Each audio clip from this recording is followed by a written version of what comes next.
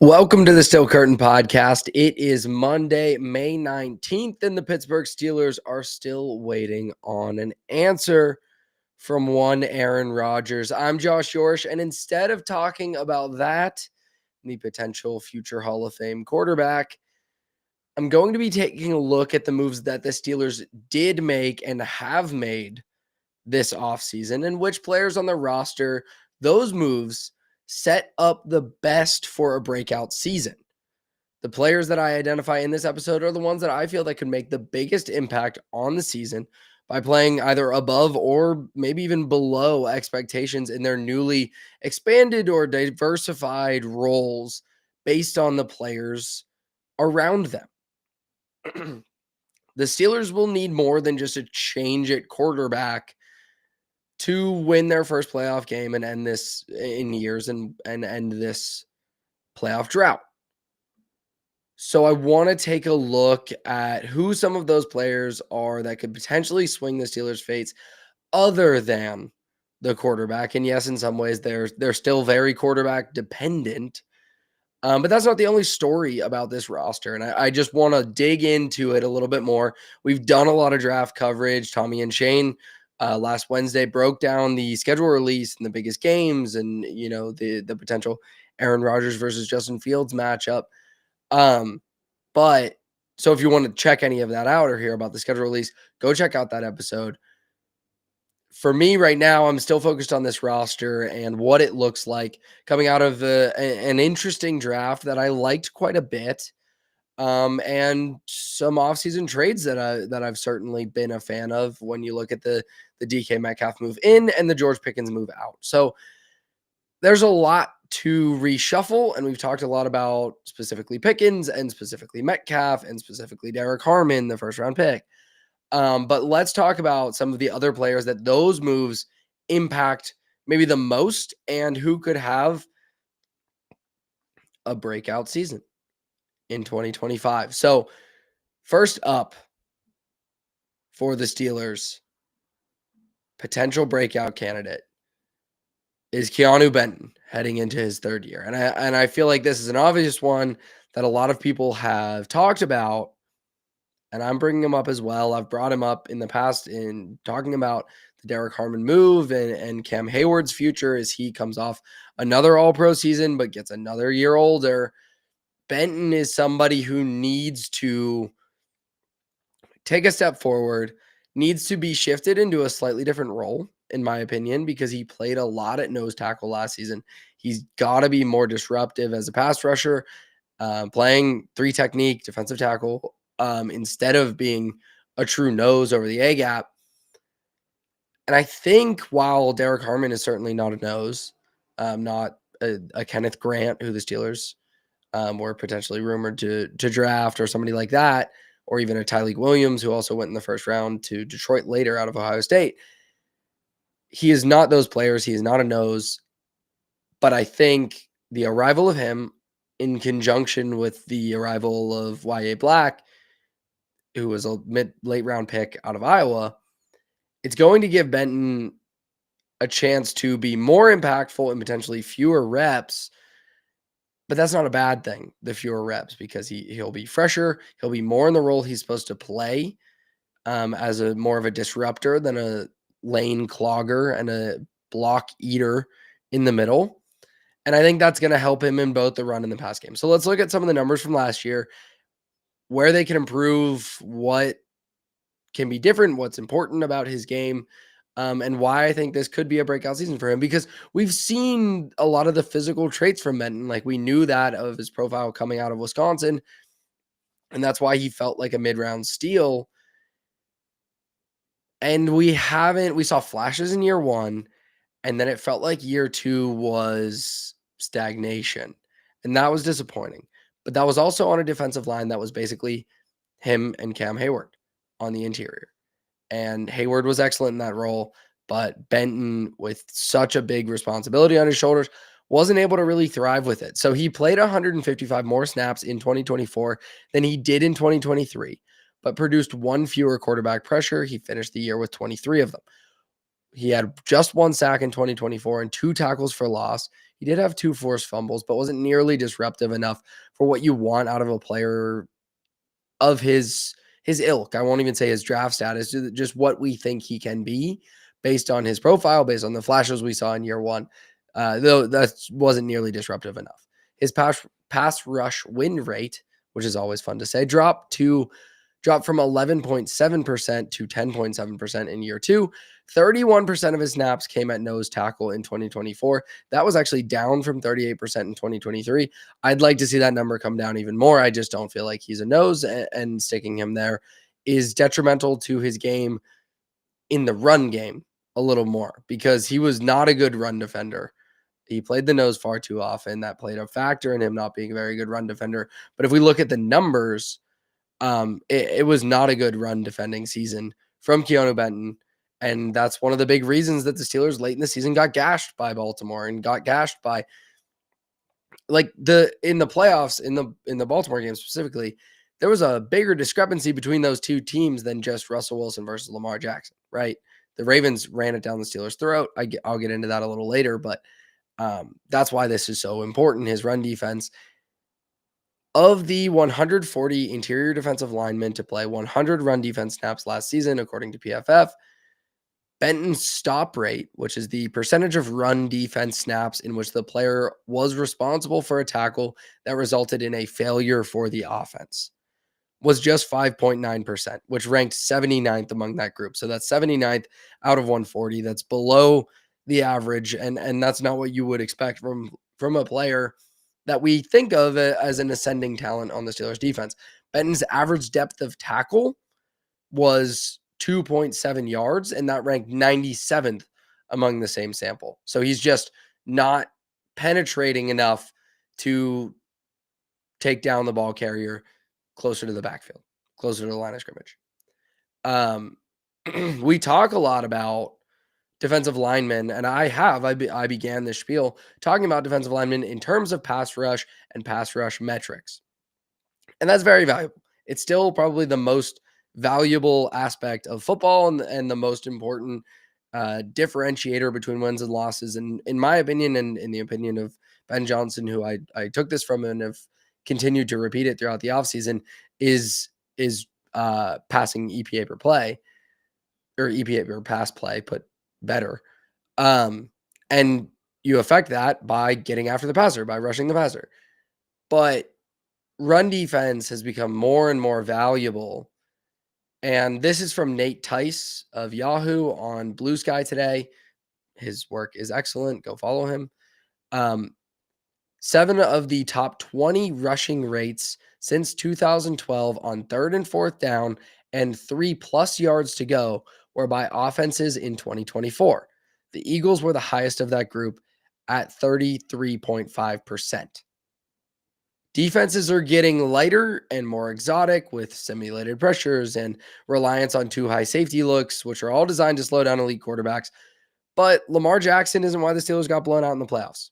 Derrick Henry was and will continue to be a thorn in their side because he signed an extension to stay in Baltimore. And that explains a lot of this investment in the defensive line. The Steelers aren't one of the highest too high safety rates in the NFL, right? Mike Tomlin relies a lot on Minkah Fitzpatrick to be that himself, to be a one-man too high safety look. And he does a great job of that. Like, he is still a great center fielder, but adding to the defensive line like this, deepening your rotation with a draft pick like Harmon and a draft pick later like Y.A. Black, we'll have to see if he makes the team, but who is a true nose tackle, is going to help you defend the run with fewer bodies.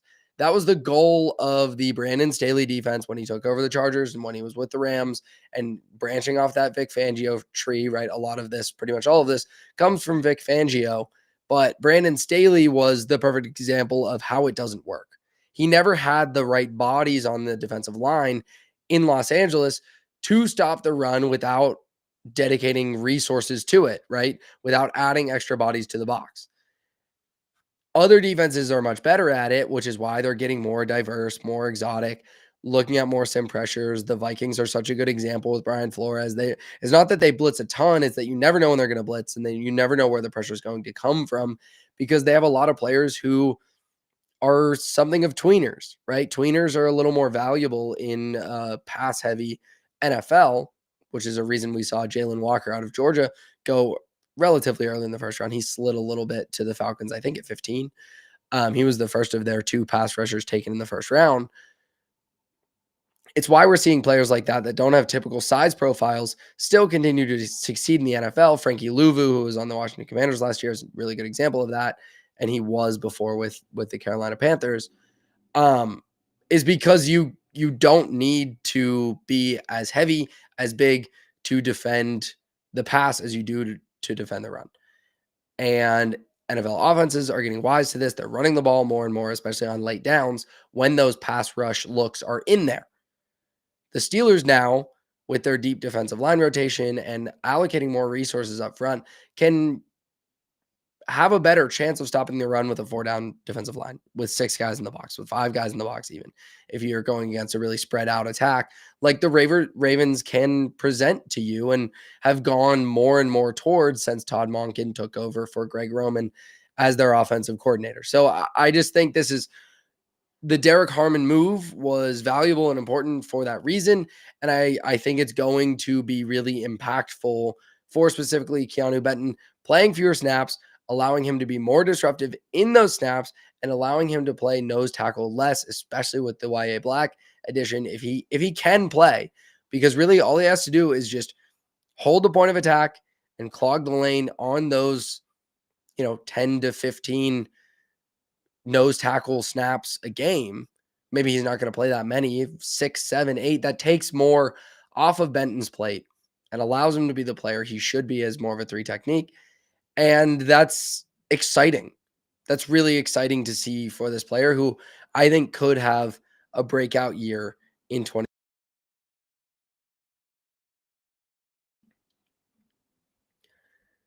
Aaron Rodgers or not, right? The Steelers need to be dominant in the trenches. That's what a lot of this build is from Omar Khan and Andy Weidel. And we knew that was going to be the philosophy, specifically when Weidel joined the front office coming over from Philadelphia, where they build so steadily through the trenches, offensive and defensive lines. And we've seen the Steelers do that over the first 3 drafts with this current front office.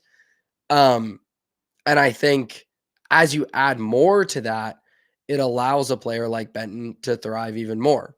Jordan Davis was somebody that the Eagles drafted who didn't have a huge impact early, but is becoming a more impactful player as something of a giant nose tackle now, because Jalen Walker's there, because they've continued to add pass rushers to that defensive line, and he can play fewer snaps and play the role he's meant to play. So he's just more impactful. I think we can see that with Benton, and he's not going to be getting many double teams because it's going to be Cam Hayward, it's going to be Derek Harmon, it's going to be TJ Watt, Alex Highsmith, maybe even Nick Herbig, who I think could have a great season, but there's still just Highsmith and Watt in his way. So that's why he didn't make this list for me, but somebody in the trenches on the other side of the ball did, and that's Mason McCormick. And this is less about I saw brilliant flashes that make me believe he's going to have some breakout and turn into an all-pro guard, because I don't think that's going to be the case. And I don't think with Benton he's going to be an all-pro this season, but I think a much more impactful defensive lineman. With McCormick, it's something more of a question, but the moves the Steelers made or didn't make show that they're invested in McCormick. They believe in McCormick as their starting right guard. After drafting first-round offensive tackles in back-to-back drafts and adding 3 offensive linemen in the draft a year ago, the Steelers did not take one in the 2025 NFL draft. That's because all 3 from last year are slated to be starters next season, including 4th-round pick Mason McCormick. The Steelers let James Daniels walk after a season-ending Achilles injury last year and have shown a ton of faith in McCormick after he made 14 starts.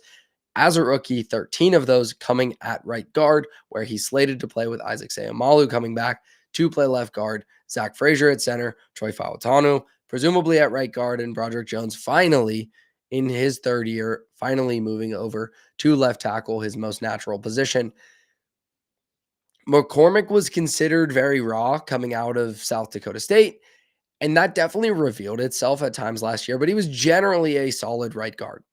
And for a team that has invested so many resources into fixing its offensive line, that should probably be good enough, right? Because those names I listed, two of them are first round picks on the outsides.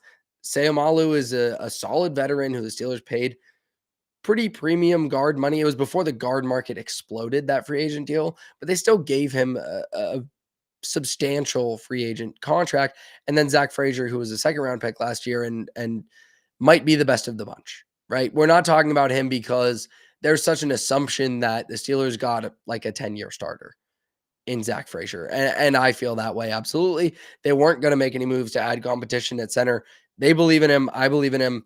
The breakout has kind of already happened because I think he was just so good last year, so reliable. On an offensive line that was kind of a revolving door next to him, especially at both guard spots. I think Frazier was great. He's going to continue to be great. The question mark, the interesting person to talk about is McCormick. And hopefully the breakout candidate is McCormick because, yes, he was raw, but you draft a player who's raw like that because they have impressive physical abilities, right? McCormick's 6'5", 315. He moves really well. He was coming out of an FCS school, so he was able to dominate with that size. Now he has to learn how to win when he doesn't have the size advantage. And I think that's where we saw a lot of problems last year when he was overmatched physically. But that's something you can learn, right? It's not that he's at a physical disadvantage necessarily. He has excellent size, excellent athleticism. He's just got to figure out how to use it the right way against bigger defensive linemen. Against Baltimore in week 16, he allowed 5 pressures and 2 sacks. The only 2 sacks he was considered responsible for last season, according to PFF. He was inactive for the rematch in the wild card round with a hand injury. He fared well against Philly and Jalen Carter, but against most big-time matchups, he struggled. Especially against the more powerful, physically imposing defensive tackles who win with strength a lot, like Dexter Lawrence, who's just an absolute monster for the Giants, and Nnamdi Madubuike for the Ravens, who's another physically imposing defensive lineman. You can take it with a grain of salt. You can take it with a whole handful of salt, whatever you want. I don't love PFF grades either. I don't think they're the end all be all, certainly, but I think they can be very instructive, especially at the extremes. He being Mason McCormick, registered a pass block grade of 16 in both of those games against Dexter Lawrence and the Giants and against Madubuike and the Ravens. And that's out of 100. So that is not good at all. Very bad day at the office for Mason McCormick. He struggled a lot in those games, and that was particularly important with a quarterback, especially late in the season with Russ, who is undersized and at this point in his career, relatively immobile. Russ is no longer the scrambler that he once was. He was no longer the creator, and he never in his career got the ball out of his hands quickly. So when you're on the interior, you can't lose that quick if Aaron Rodgers is the quarterback, which just feels like it's the case, right? I said I wasn't going to talk about the schedule, but the fact that the Steelers and Packers are in prime time is a pretty strong signal from the NFL that they firmly believe Aaron Rodgers is going to be the Pittsburgh Steelers starting quarterback, because I can't imagine you put Mason Rudolph versus Jordan Love in prime time. So that is a signal to me that Aaron Rodgers is probably going to be the quarterback. I've felt that way all along this offseason. But he getting later in his career, last season coming off of the Achilles injury, has started getting the ball out of his hands much, much quicker. So it may not be as important, right? I think one of the reasons that the Steelers didn't recognize how much their offensive line had actually deteriorated at the end of the Kevin Colbert era, we'll call it, is because Ben in his late years was just getting the ball out so quickly. He was doing everything out of the shotgun, and he was good, obviously, at that point in his career, excellent at managing the protections and operating all that stuff for the offensive line. So I think that covers up a lot of flaws, and Rodgers will certainly be able to do that, but still, he's an aging quarterback who is pretty completely immobile. and one who used to dominate when he got outside of the pocket and won outside of structure with ridiculous off-platform for throws. I don't think that's the Aaron Rodgers the Steelers are going to get. So that makes it that much more important for them to protect him, especially on the interior, so he doesn't get flushed out, because he's going to be more comfortable stepping up in the pocket than bailing out towards the sidelines. It's that much more important to block it up when you want to take a shot to DK Metcalf, when you want to drop a shot play for Calvin Austin, because a lot of the wide receiver room for the Steelers, the greatest strengths are attacking down the field and vertical shots. Rodgers wants to throw those a lot. He's getting the ball out quickly last year with the Jets, but he was also taking a ton of shots, especially down the sidelines. So I think it'll be that much more important for McCormick to be an effective pass blocker with Rodgers. And on top of that, we can pretty safely assume it's going to be mostly the Aaron Rodgers offense if he does come here.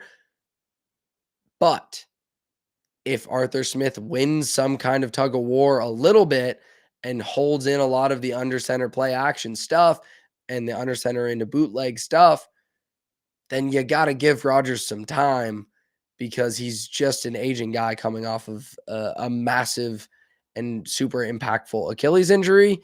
So you want to give him some time to operate if you're going to do that kind of stuff. So I think Mason McCormick is one of the most important players on the Steelers heading into next season, because, like I said, the offensive line is a weak link unit. It's as good as its weakest link. If McCormick is something of a liability out there, teams will hunt him. And that's what we saw the Ravens do with McCormick giving up 5 pressures and those 2 sacks in week 16. And that's definitely what we saw the Giants do with Dexter Lawrence. Yet, all of that said, those bad performances, Omar Khan and Andy Weidel must feel good about him, because the big offseason additions up front were signing Max Sharping to a 1-year deal after he joined the team midway through last season and has played 20 total snaps over the last 2 years, 7 of those with the Steelers last year, and claiming Lecidius Smith off waivers from the Patriots. Right, there have been really no moves on the interior offensive line. The Steelers feel good about where they're at. So for an organization that has leaned so heavily into building through the trenches, as I just mentioned with Khan and Weidel, the Steelers are potentially very thin on the interior of the offensive line. If Mason McCormick doesn't improve in year 2, they're expecting him to. So I'll expect him to as well, but I think he's a breakout candidate, but he's also potentially the scapegoat for the season if things go wrong. There are going to be injuries up front. There are going to be injuries all over the place and a lot of moving pieces. But if McCormick isn't good when healthy, it puts the Steelers at a massive disadvantage, and they're going to be, facing an uphill climb most of the year in terms of their offensive line play, especially when there are still, big questions on the outside with Broderick Jones and with Troy Fautanu. So Mason McCormick is a guy to definitely watch and keep an eye on as a make or break candidate, maybe instead of a breakout candidate, for his second year as a Pittsburgh Steeler.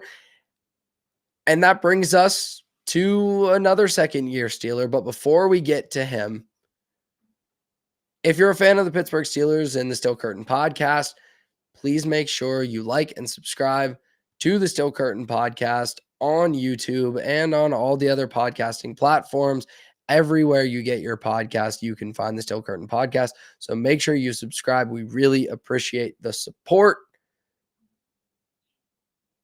And now, our number 3 and our third and final breakout candidate based on the Steelers' offseason moves is something of an obvious one. I didn't put him on the thumbnail because I felt he was very obvious. Roman Wilson. The Steelers need a wide receiver too again. The biggest moves of the offseason were trading for DK Metcalf and trading away George Pickens. And I like both of those moves, both in a vacuum and in conjunction. I like them even more because I wanted the Steelers to find a way to get off of the George Pickens headache, rid themselves of it, and trading him for a third round pick, albeit in next year's draft, which I actually like even better because that quarterback class is going to be much better and you need more ammo to move up, is great. That sounds great to me. Doing that while you already replaced him and brought the replacement in-house sounds even better. So I'm very excited about that. Before I jump into that any further, just wanted to check on the chat. As always, rbarley18 hopping in there. Wanted to give you some love before I go any further. McCormick will shine with the push towards more outside zone. I definitely agree. Like, that's why they drafted him into that system. They've made a lot of moves very aligned with Arthur Smith's offense, which again, I question how good of a team building philosophy that is, but you're getting players who fit the system you're deciding to run and plan on running long term, I assume, with Smith being the offensive coordinator and probably not getting another shot as a head coach. So maybe he is here very long term. I do think that's where he's best. The question is, how much outside zone can you really run with Aaron Rodgers if he's actually that limited? I think we saw the Falcons have a lot of issues with that with Kirk Cousins. Rodgers looked better physically than Cousins coming off of a similar Achilles injury, but the Falcons had to go to running a lot of pistol stuff early in the season before they eventually handed the reins to Michael Penix because Kirk Cousins just couldn't get out to those outside zone handoffs. So maybe the Steelers rely on pitches, and I like Caleb Johnson for that. But it'll be interesting to see how all of those moving pieces kind of work together and come to fruition in this season. So I thought that was an interesting thing from the chat that I wanted to bring up before getting back to Roman Wilson. Now back to the wide receiver room. Metcalf in, Pickens out. I liked both in a vacuum. I like them both more together. What the Steelers have done since has been less exciting, right? Or even, I guess, before the Pickens move, but since the Metcalf move, adding Robert Woods really isn't going to, rev my engines very much. That's not going to get me going. Woods is a player I have loved, especially for an outside zone scheme, because he's been such a good blocker for so many years. He was a big reason that the Rams unlocked things in 2017 with Jared Goff, because he and Cooper Kupp were just both such good blockers.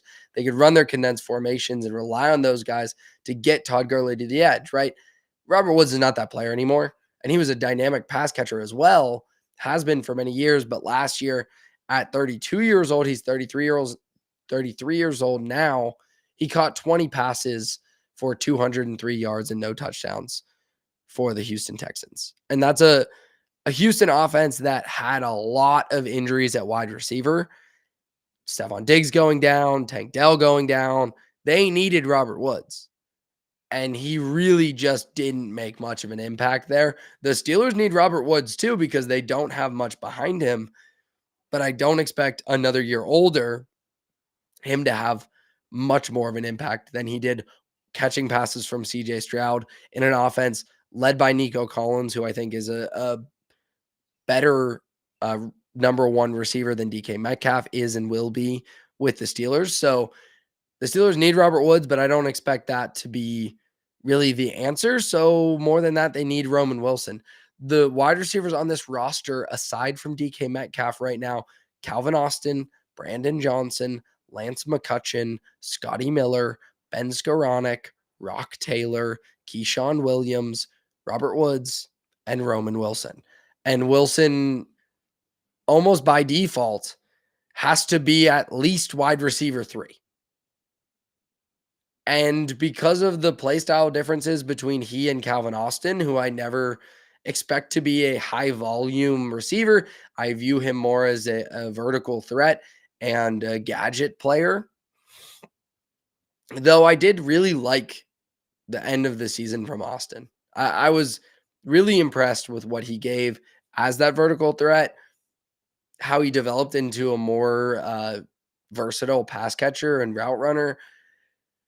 But I don't think he's ever going to be like a great, well-rounded wide receiver too. So I think Roman Wilson by default as more of a possession guy, though he can break. He has not game-breaking speed, but definitely speed to threaten a defense vertically, especially from the slot. But he's more reliable. He's so good at finding soft spots in zones. That was one of my favorite things about his game at Michigan. And he's not the most polished route runner, but I think a much better route runner than Calvin Austin in and out of his breaks. It took him a while to supposedly pick up the offense and get healthy after sustaining I believe it was an ankle sprain, a foot. I know it was lower leg early in training camp. So he basically redshirted his first year. Didn't see much of him at all. It seemed like it was taking him a while to acclimate to the offense, which, okay, he better be acclimated now because the Steelers really need him.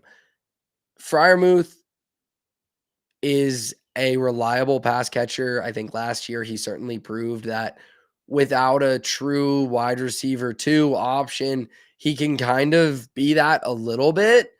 But even last season, he caught 65 passes for 653 yards. He did have 7 touchdowns. That's a very good tight end season, a really good tight end season. But that is not an elite tight end you can build a large chunk of your passing game around. So you just need more options at wide receiver. I don't think the Steelers are in position to win a Super Bowl, Aaron Rodgers or not. So I don't think a risky Chris Olave trade that has been kicked around now for a couple of days is anything really worth entertaining. Because you need to keep whatever picks you would give up in that to try to get a quarterback next year. I think everything is about setting up for the future quarterback, building the infrastructure for that quarterback to arrive, and then having enough ammo to go get the one you want in next year's draft. But so I don't think any big move for a wide receiver this offseason makes sense or made sense other than the Metcalf move, which was basically a sort of a 1-for-1 with Pickens, with some draft pick movement. I wasn't behind the Brandon Ayuk trade for a similar reason last year. I just didn't see a Super Bowl ceiling on the team either way. But you still need pass catchers. You still have a chance to win a playoff game this year. That would be good, right? That would be a positive development for this franchise and for its head coach. So you'll need Roman Wilson to be a good wide receiver in essentially his first season. And he's absolutely a breakout candidate because the opportunity is going to be there. And I saw a lot of ability from him at Michigan. I really liked him coming out. I liked how versatile he is. Again, man, zone. He's able to beat both. He's actually a pretty good blocker as well. He's undersized, obviously, at 5'10" and well under 200 pounds, but he gives a lot of effort in the run game. And of course he did. He played for Jim Harbaugh at Michigan. He's a wide receiver I'm excited to see in an expanded role. And he's going to need to deliver for the Steelers because if he's no good, then they're looking at Robert Woods to find the fountain of youth, or they're looking to trade for Alan Lazard from the Jets midway through the season, or maybe giving Randall Cobb or Jordy Nelson or whoever a call because Aaron Rodgers is going to want some weapons to throw to. Roman Wilson is certainly unproven in that role, but I think he can be a pretty impactful player for the Steelers at wide receiver. So I'm excited to see what that looks like. And before we wrap up here, just another chat from R Barley 18, which again, really appreciate you being such a loyal listener and giving me things to talk about in the chat because I love interacting with the chat. If anyone else has anything, throw it around as well for this and future episodes. Austin doesn't present the target / catch radius to be an every down wide receiver. That from R Barley 18, I tend to disagree a little bit, right? Like every down receiver is kind of a different thing than like an every down back where you need to have, pass catching and run blocking or pass blocking and, be a more versatile player. I think he can be an every down wide receiver because he has the vertical threat to win on the outside enough, right? If you just have so much vertical juice, you're able to decelerate, which I think he does fairly well to get in and out of breaks. I think he'll be able to keep corners off of him enough so he doesn't get pressed to death at that size. And he's proven to be able to win on the outside some. He's probably a slot, but to me, he's not a slot only. Like, I'm a little bit higher on Austin than most, especially from what I saw at the end of last season. But I don't think he's like an above average wide receiver too in the NFL. You'd much rather have him be. And yes, the issue is the physicality, the catch radius, things like that. A lot of undersized receivers can have that, but Austin doesn't have it. Um, so I disagree. I do and I don't disagree because I don't think he is an above average wide receiver too, but I think he's definitely a player you can have in the slot and feel good about pretty reliably. The issue is that he and Roman Wilson are both slot first, not slot only, but slot first players. So it'll be interesting to see how the Steelers figure that out, especially with Arthur Smith wanting to run so much 12 personnel. That may change with Rodgers, who likes to work from the shotgun, who likes to spread things out a little bit more. So it'll be interesting to see.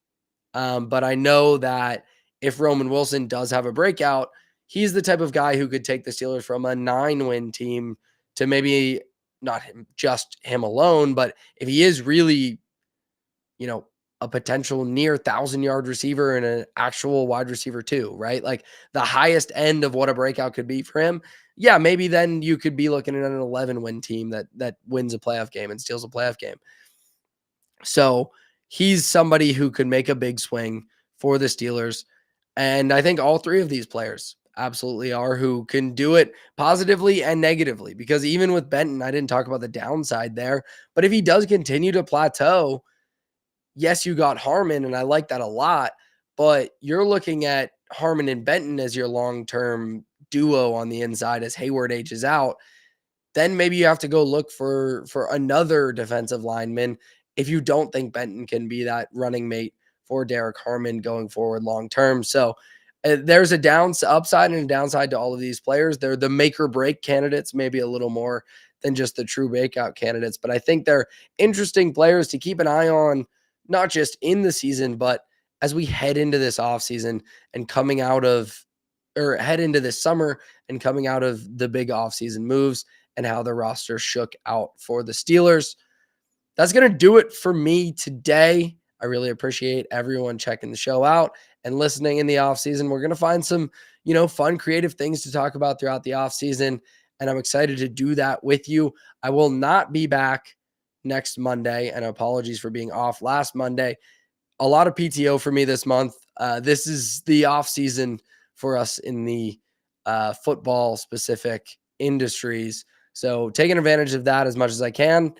And then we'll figure out the schedule going into the summer and coming back after that long break from me.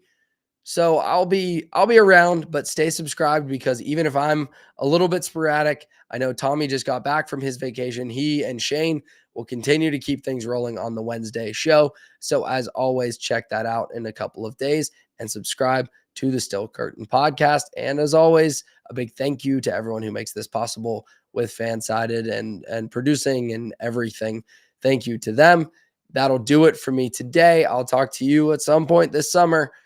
And until then, have a good one and go Steelers.